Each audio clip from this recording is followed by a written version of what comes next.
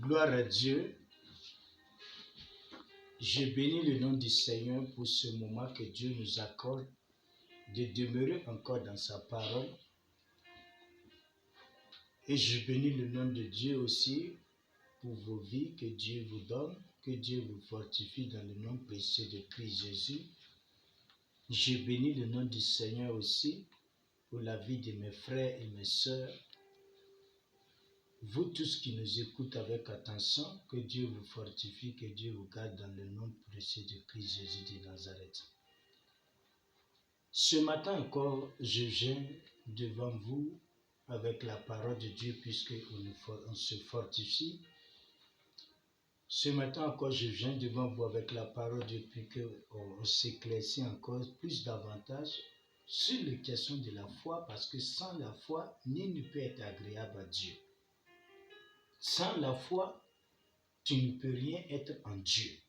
Parce que si tu ne crois pas, Dieu aussi ne peut rien faire pour toi. Gloire à Dieu. Il faut que tu mettes ta foi à croissance, en foi à l'épreuve, puisque Dieu aussi fait quelque chose pour toi. Gloire à Dieu. Si tu dis que tu es chrétien, tu dois avoir la foi. La foi en Dieu, c'est espérer les choses qu'on ne voit pas. Nous allons prendre nos Bibles, nous allons lire dans Hébreux, chapitre 11, à partir du verset 1 jusqu'à 11. Donc, croire en Dieu, c'est d'espérer les choses qu'on ne voit pas. Gloire à Dieu. Croire en Dieu, c'est d'espérer des choses que le monde ne peut pas voir. Gloire à Dieu.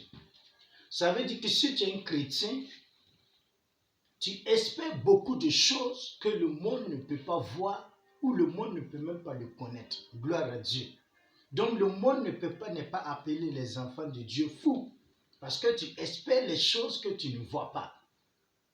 Alors que le monde espère les choses qu'eux ils voient. Alors que c'est le monde invisible qui a créé le monde visible de laquelle nous vivons aujourd'hui.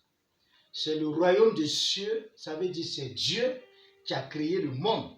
Et le monde est physique, que vous voyez. Tu touches la terre, c'est physique. Si tu touches un arbre, c'est physique. Si tu touches quelque chose, c'est physique. Mais il faut savoir que c'est le monde invisible, le monde spirituel. Tu as créé le monde physique. Que Dieu vous bénisse. Là, je veux vous parler de la foi. Pourquoi Dieu a trouvé agréable aux foi des gens qui sont tellement agréables. Je veux que vous preniez cet exemple et que vous suivez ce pas de ces gens-là pour être agréable à Dieu. Premièrement, Dieu parle de Abel et puis Caïn. Eux tous, ils étaient même père et même mère, même Dieu, ensemble dans la maison de Dieu. On a dit que Abel, tellement qu'il croit en Dieu, il a donné une offrande plus agréable que l'offrande de Caïn. Parce qu'il aimait Dieu, il espérait les choses qu'il ne voit pas. Avec Abel, Dieu est réel, comme le monde est réel. Donc il a espéré les choses que lui-même il ne voit pas. Mais il a cru à ces choses-là, qu'il a donné ses offrandes à ces choses qui sont agréables. Gloire à Dieu. Ce qui prouve que Caïn n'avait pas la foi, Caïn ne peut jamais accepter à donner une offrande agréable à Dieu. Parce que lui, il ne croit pas en Dieu. Donc ça veut dire qu'il n'espère même pas, gloire à Dieu. Ça veut dire qu'il était dans la maison de Dieu, mais il ne croyait pas. Mais quand Abel a cru en Dieu, voilà Abel est mort alors que son sang parle toujours. Dieu allait demander à Caïn, où est ton frère? Caïn a dit que lui n'est pas gardien de son frère. Gloire à Dieu. Dieu l'a dit, le sang de ton frère m'a parlé. Que la gloire soit donnée à Jésus-Christ. C'est la foi qui a fait parler le sang d'Abel. Gloire à Dieu. Nous suivons le verset suivant. On dit que Enoch a cru en Dieu. Voilà pourquoi Dieu a fait quelque chose de plus particulier dans la vie d'Enoch. Enoch n'a pas connu la mort parce que Enoch a espéré les choses que lui, il ne voit pas. Il a mis toute son confiance aux choses que lui, il ne voit pas. Il a mis toute sa foi les choses que lui, il ne voit pas.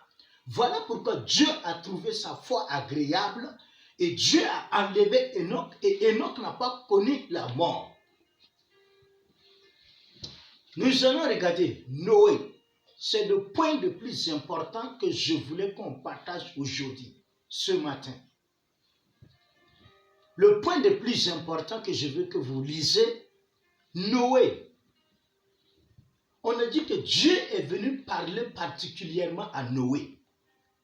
Dieu a dit à Noé, je veux que tu commences à annoncer les enfants de ce monde que moi j'arrive bientôt. Il faut que les gens commencent à faire de bons actes. Il faut que les gens commencent à espérer les choses qu'ils ne voient pas. Il faut que les gens commencent à croire en Dieu. Parce que je vais envoyer une pluie. Et cette pluie-là va détruire tout le monde entier. Et celui qui va donner sa vie à moi ne sera pas péri. Noé a cru à cette parole. Vous savez comment Noé a souffert? Noé a commencé à prêcher. 21 ans, 20 ans, la pluie ne vient pas. 40 ans, la pluie ne vient pas. 60 ans, la pluie ne vient pas. 80 ans, la pluie ne vient pas. 100 ans, la pluie ne vient pas. 120 ans, la pluie ne vient pas. Gloire à Dieu. Mais Noé, tellement que Noé croyait en Dieu, Noé espérait seulement que ce pluie-là allait arriver. Parce que Dieu a parlé. Il a cru en Dieu et il a espéré les choses qui n'est pas encore là et que lui-même il ne voit pas. Dieu a parlé. Noé a commencé à prêcher l'évangile. Il y a des enfants même qui ne sont pas encore nés. Ou soit il y a des enfants même qui ne sont pas encore mariés. Ces enfants-là sont mariés. Coucher des enfants. Ces enfants-là sont mariés. Accoucher des enfants. Ces enfants-là sont mariés. Accoucher des enfants. Ce pluie n'est pas encore arrivé. Entre-temps, les gens disent, mais Noël, lui, il est le fou. Tout le temps, il commence et puis il fait lâche. Depuis des années qu'il y aura la pluie, on ne voit pas la pluie, il continue de faire lâche. Mais tu vas rentrer là-bas, on ne voit même pas, on voit que lui, là, il est vraiment fou. On a dit que Noé a prêché l'évangile. Un siècle, gloire à Dieu. Noé a prêché l'évangile. Des années et des années, la pluie ne vient pas. Il n'y a aucun signe même de pluie. Gloire à Dieu. Les gens sont moqués de Noé. Les gens ont dit que Noé est fou. Les gens ont dit que Noé ne sait pas ce qu'il fait. Mais Noé continue à bâtir son lâche et il continue à prêcher l'évangile. Mes frères, mes sœurs, je vais vous dire que Jésus-Christ revient bientôt. Notre devoir, c'est de continuer à prêcher l'évangile et que de vous dire que Jésus-Christ revient bientôt. Il y a des gens qui vous montrent la tête l'un de l'autre que depuis que nous prêchons cet évangile-là, les gens sont morts des années, on n'a pas vu Jésus. Mais moi, je viens te dire que Jésus-Christ revient bientôt. Il faut arranger ta vie. Moi, je pars et je pars. Mon ami, écoute ce verset-là très bien. Si je parle de moi-même, il ne faut pas écouter. Si je te parle de la part de Dieu et que tu le vois dans la Bible, mon ami, il faut appliquer qu'il y a un moment que tu n'auras plus la chance pour écouter tous ces messages-là. On a dit que Noé a prêché l'évangile. Pendant des années, personne n'a cru en Noé. Et Noé continue à faire lâche et il prêche l'évangile. Il y a eu un temps, Dieu a dit, j'ai regardé que les humains même ne veulent pas changer. Je veux que tu rentres dans la forêt. Dis aux animaux qu'il y aura un déluge. Mais ils n'ont qu'à venir rentrer dans l'âge pour des animaux qui vont accepter à Dieu. On a dit que le lion même qui était agressif, le lion a suivi Noé. Il est venu rentrer dans l'âge. Mon frère, le lion même a écouté la voix de Dieu. L'éléphant a écouté la voix de Dieu. Le chien a écouté la voix de Dieu. Les animaux ont écouté la voix de Dieu. Noé les a alliés comme ça, venus faire rentrer dans le bateau. Ça là, ça n'a pas touché le monde. Il croit que s'il est devenu fou, peut-être c'est des démons qui ont fait cela. Mon ami, on a dit les animaux là, même quand ils ont entendu la voix de Dieu, quand ils ont entendu Noé rentrer dans la brousse, dire, chacun n'a qu'à laisser sa méchanceté. Et attendez-vous, mettez-vous dans un seul accord et venez rentrer dans l'as parce qu'il y aura de l'use. Je dis, le lion a laissé sa méchanceté. Le chien a laissé sa méchanceté. Le lion a laissé sa méchanceté. Le panthère a laissé sa méchanceté. Le loup a laissé sa méchanceté. Je te dis, les jaguars ont laissé leur méchanceté. Les chacals ont laissé leur méchanceté. Ils sont mis ensemble, ils sont venus rentrer dans l'as, mon frère. On te parle que Jésus-Christ revient bientôt. Chasse tes actes. Tes actes n'est pas agréable à Dieu. Vous vous trouvez les moyens pour dire que nous sommes des fous. Mon frère, effectivement, je suis fou parce que toujours je vais espérer les choses que je ne vois pas. Ne endurcis pas ton cœur que lorsque vous entendez la voix de Dieu. On a dit les animaux même n'ont pas endurci leur cœur. Ils se sont suivis comme ça. Les animaux qui ne se saluaient pas. Tu t'as dit qu'un chèvre et puis un lion peuvent être ensemble. Il faut les prendre, mettre dans une maison. Tu fermes et puis tu sors, tu reviens. Tu vas voir qu'il a mangé le chèvre là. Mais on a dit que c'est tant Noé a parlé de la part de Dieu. Je te dis, les animaux là même ont accepté Dieu. Les animaux là ont venu rentrer dans l'âche. Ils n'ont pas fait par là même dans l'âche là. Ils se sont mis ensemble. Ils ont écouté la voix de Dieu. Chacun a laissé qui il est. Chacun a laissé ce que lui il a. Chacun a laissé sa caractère. Chacun a laissé, moi je suis lion, je suis le roi de la forêt. Chacun a laissé, moi je suis éléphant, je fais tomber les arbres. L'autre a dit, moi j'ai laissé, moi panthère, qui sautait partout, qui mangeait les gens. Moi j'ai laissé ça parce que j'ai entendu la voix de Dieu qui a dit, changez vos vies. Changez vos vies. Parce qu'un déluge revient bientôt. Tous ces animaux n'ont accepté Dieu. Je te dis, si vous n'acceptez pas Dieu, Dieu va prêcher l'évangile aux animaux. Les animaux même vont croire en Jésus. Vous n'avez pas entendu ce que Jésus a dit. Hein? Quand il a monté dans l'agneau et rentré à Jérusalem, il a dit quoi? Les femmes de Jérusalem mettaient des pains et Jésus passait. Il y a des jalousies qui disent, Jésus a dit, même si vous ne m'adorez pas, je veux donner la voix aux cailloux. Je veux donner la voix aux animaux, ils vont m'adorer. Je vous dis, si vous n'écoutez pas Dieu, je ne veux pas que le problème de Noël, le temps de Noël, vous arrive et puis c'est des animaux qui vont être sauvés à la place des enfants de Dieu et à la place même du monde. Gloire à Dieu. Dieu t'a créé à son image. Dieu veut que tu prennes cette image pour lui donner gloire. Il ne faut pas prendre cette image pour faire de la méchanceté.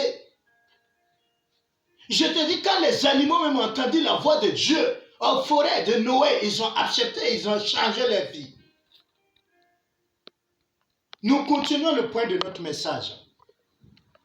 On a dit qu'Abraham a cru en Dieu, il a laissé sa propre maison. Il est sorti sans savoir là où même il part. Parce que Dieu l'a dit, quitte dans ta maison et va dans le pays là où de laquelle je vais te montrer. Mais Dieu n'a pas montré le pays, mais Dieu l'a dit, sors dans ta maison. Laisse ta belle photo, laisse tes choses, laisse toutes ces choses. Je veux que tu te lèves seulement. Tu sors dans la maison de ton père, gloire à Dieu. Maison que Abraham a souffert, il a bâti avec son père. Dieu est venu lui dire, sors de cette maison et pars de le pays de laquelle je vais te montrer. Mais Abraham a accepté, il est parti. Voilà pourquoi on ne parle de la part de Dieu maintenant. Vous, je vous connais maintenant. Vous acceptez les prophéties qui vous arrangent. Mon ami, cette fois-ci, on ne va pas te donner une prophétie qui t'arrange. Tu auras belle voiture, là, on ne va pas te dire ça. Tu auras belle maison, là, on ne va pas te dire ça. La santé, là, on ne va pas te dire ça. On te dit de laisser tes caractères mauvais et accepter Dieu d'abord. Si tu acceptes Dieu, là, tu n'as pas besoin même de parler de toutes ces choses. Jésus-Christ sait que tu en as besoin, il va te donner. Si on vous parle de la part de Dieu, si ça ne vous arrange pas, ça te dit, il garde ça. Mon ami, si tu veux, il ne faut pas écouter même ce message-là. Je sais que ce message va t'attraper un jour. Aujourd'hui, on ne va pas vous dire ce que vous aimez là. Et si tu veux, il ne faut plus regarder les messages là. Écoutez la voix de Dieu et changez vos vies. Écoutez la voix de Dieu et changez vos cœurs. Pour que vous ne voulez pas laisser la parole de Dieu régner dans votre vie. Je parle avec toi, mondien. Tu cliques YouTube là au hasard, tu tombes sur cette message, donne ta vie à Jésus. Je te parle. C'est de toi je te parle, donne ta vie à Jésus. On a dit, Abraham a laissé la maison de son père, il est sorti comme ça, sans rien prendre, pour espérer la parole de Dieu, pour vivre avec la parole de Dieu, pour marcher avec la parole de Dieu. Il n'est pas sorti avec couteau, il n'est pas sorti avec arme pour se protéger, mais il est sorti avec la parole de Dieu. Voilà pourquoi Dieu parle d'Abraham, le père de la foi. Nous allons écouter le point aussi le plus important. On a dit Sarah a cru en Dieu. Voilà pourquoi Sarah a pu enfanter Isaac. Tu sais, il y a eu un temps qu'Abraham même ne croyait pas que Dieu allait lui donner cet enfant. Je vais te montrer pourquoi. On a dit, il y a eu un temps, Abraham a regardé ses moutons comme ça. Il a regardé ses brebis, il a regardé toutes ses richesses. Il a dit à Dieu, est-ce que tu vas laisser que c'est mes esclaves qui vont hériter ça quand je ne serai plus là? Ça veut dire qu'il ne croyait pas. Alors que Sarah, dans son cœur, Sarah croyait en Dieu, que Dieu n'abandonne pas sa promesse. C'est à cause de Sarah que Isaac est venu. Il faut lire dans Hébreu. On dit que Sarah était vieille, mais il attendait. Regarde, 20 ans, Dieu n'a pas donné Sarah un enfant. 40 ans, Dieu n'a pas donné Sarah un enfant. 60 ans, Dieu n'a pas donné Sarah un enfant. 80 ans, Dieu n'a pas donné Sarah un enfant. 90 ans, il enfante Isaac. Parce que la parole de Dieu dit que Sarah était là assis, il disait, je sais que Dieu n'abandonne pas sa promesse, mais son mari était tellement inquiet. Son mari ne savait pas où mettre la tête. Quand Sarah a vu que son mari est impatient, Sarah a pris sa bonne, il a donné à son mari. Quand tu crois que cette promesse ne va pas accomplir, il faut prendre cette bonne-là, tu attends. Moi, Sarah, là, je crois que je vais enfanter. Ce qui prouve qu'Abraham ne croyait pas, il est allé avec ce bon, il a accouché Ismaël. Il était content, si tu vois, il ne parlait plus à Dieu. Mes richesses, tu vas prendre. Il croyait maintenant qu'il... Alors que Sarah a dit non. Je crois que Dieu a dit, à travers de mon ventre comme ça, là, je vais accoucher un fils. Tu vas appeler Isaac. Et avec lui, le monde va hériter. Donc moi, Sarah, je veux mettre un fils au monde. Pour mon mari, pour mon Dieu qui était Abraham. Voilà pourquoi Dieu a vu la foi de Sarah, il a donné le fils Isaac. Isaac était venu à cause de la foi de Sarah. Voilà pourquoi Dieu parle de lui aujourd'hui. On a dit à aucune femme qui a été agréable comme Sarah, gloire à Dieu. Dans l'Ancien Testament, que Dieu vous bénisse. Parce qu'il a cru en Dieu. Il a espéré quelque chose qu'il ne voit pas.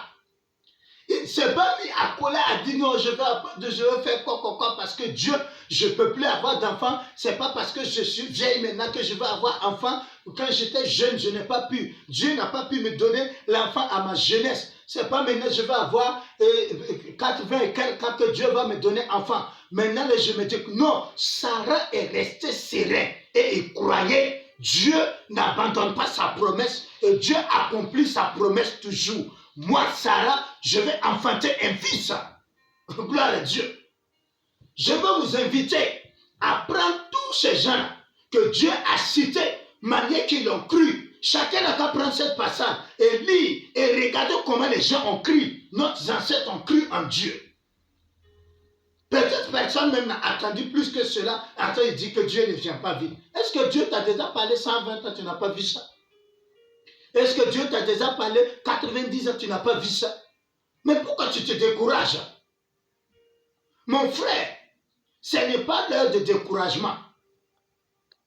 Mais c'est l'heure que tu t'encourages.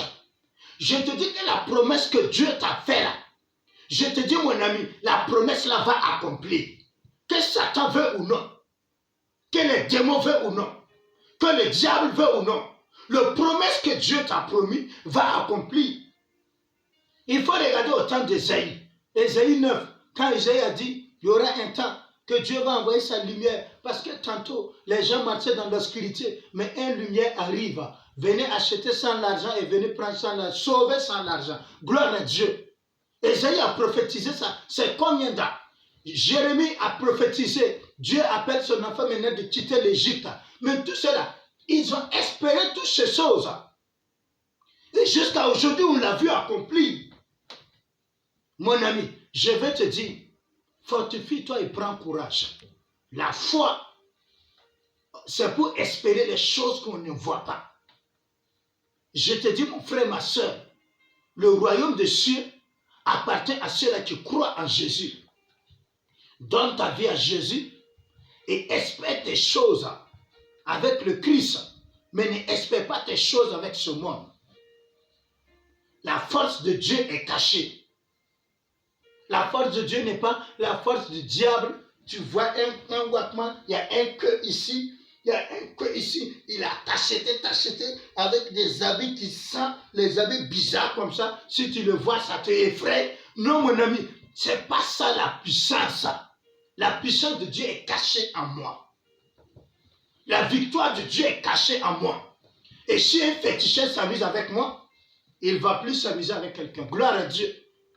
Parce que la puissance de Dieu est cachée. Tout ce que Dieu a fait, là, sa puissance est cachée. Regarde un arbre. Dieu a fait un arbre. Il a caché sa puissance sur la terre. Si tu vois un arbre arrêté, il faut voir que sa puissance, là, ça est en bas. La terre a caché sa puissance. Et le jour que cet arbre dit qu'il est devenu indépendant, il veut montrer sa force, il fait sortir ses racines, il tombe en même temps. Mon ami, reste bien ancré avec Jésus. Tu n'es pas arrivé, non, c'est Jésus-Christ qui est notre force. Il faut arrêter avec Jésus. Que la puissance de Jésus ne se montre pas comme ça, pareil, comme ce qu'on le voit. Que Dieu vous bénisse, que Dieu vous fortifie. J'avais ce petit message pour vous. Que le Saint-Esprit, que la gloire de Dieu, que la puissance de Dieu vous accompagne. Que surtout, que la voix de Dieu soit votre partage. Tu vas parler avec moi. Si tu m'écoutes et que tu veux donner ta vie à Jésus, ce que je vais dire, tu vas dire avec moi la même chose. Tu soulèves ta main gauche, tu vas dire, Seigneur Jésus, j'ai écouté ta parole, j'ai entendu ta parole, mais aujourd'hui, je donne ma vie entière à toi. Efface mon nom dans le livre du diable et écris mon nom dans le livre de vie. À partir d'aujourd'hui, Jésus, sois le maître de ma vie, sois le protecteur de ma vie. Je abandonne ma vie entière en toi. Conduis-moi dans ta volonté parfaite, dans le nom précieux de Christ Jésus. Amen. Que Dieu vous bénisse, que Dieu vous fortifie, dans le nom de Jésus. Amen.